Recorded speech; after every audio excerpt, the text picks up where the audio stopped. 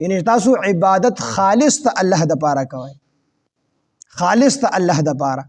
نو دلته کې دو سیزونه ذکر شو، یو د انسانی ظاهری افعال چې کوم دي د هغې متعلق حکم ذکر شو، د انسانی ظاهری اعمال چې کوم دي افعال چې کوم دي نو د هغې حکم ذکر شو.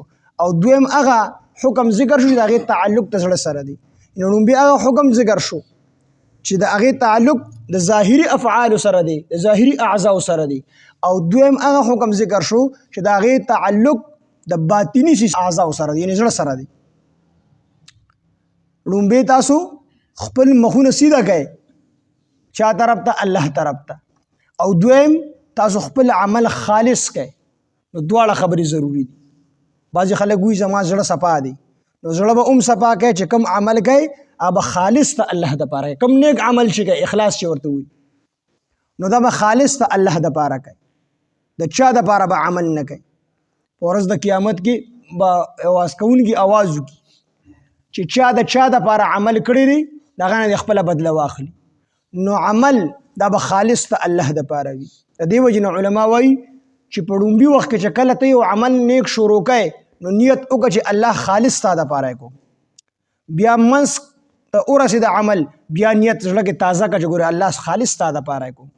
او وروسته پسې بیا استغفار ووایه چې خدای دا عمل ستا د شان مطابق نه و، دغې ما نه خامخا ریاکاري راغلي وي نو الله په خپل فضل سره قبول کړي.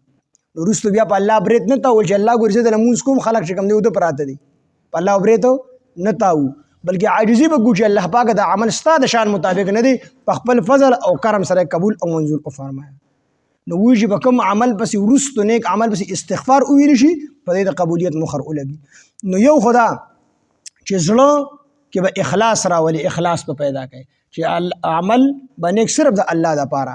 او دویم مخ په الله ته کوي. څه مطلب ظاهري چې کوم ظاهر دی نو دا به د شریعت مطابق جوړی، باطن به د شریعت مطابق جوړی. دواړه خبرې لازمي دي.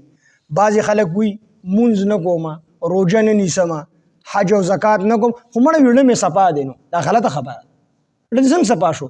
حدیث مبارک کې راځي چې کوم سړی ګناه وکړي په ړه باندې تور ټاکې ولګي، توبه وباسي نو روان شي، که توبه ونه باسي بل ګناه کوي بیا پې چې کوم دی تور ټاکې اخره ګړه تک تور شي. نو ظاهري به په شریعت چلېږي، مونځ به کوي، زکات به ورکوي، حج به کوي، نور چې کوم خلکو سره معاملات دي هغه به هم صفا ساتي. دا ټولې خبرې به د شریعت مطابق کوي او زړه به هم صفا ساتي. د زړه پته خلک وایي شرع ظاهر ګوري، یعنی شریعت خو ظاهر ته ګوري. د دنیایي امورو کې شریعت په ظاهر باندې فیصله کوي او باطن نه خو په زړه کې دی خو چاته پته نه لګي. یو سړي د مسلمانۍ ګواهي چې ورکوي دا خو په ظاهر باندې ورکوي که نه، د باطن د زړه نه خو څوک نه خبر. بس یو ملګري ما دي تا ته خو زما د نیت پته ده، ما ته پته نشته ستا د نیت، ستا زړه ما ته پته نشته، به الله ته پته چې ستا زړه کې څه دي، کومه اراده ده، کوم نیت دی پکې. نو دواړه خبرې به ظاهر د شریعت مطابق جوړول غواړي او به باطن د شریعت مطابق جوړول غواړي. داسې نه چې موږ یو مونځ نه کوو او دغه رنګ یو فرض نه کوو، روژه نه نیسو، دروغ وایو، دوکه کوو، خلکو ته وایي چې زړه مو صفا دي. داسې نه، دواړه خبرې به زړه صفا ساتو او به ظاهري چې کوم افعال دي دا به د شریعت مطابق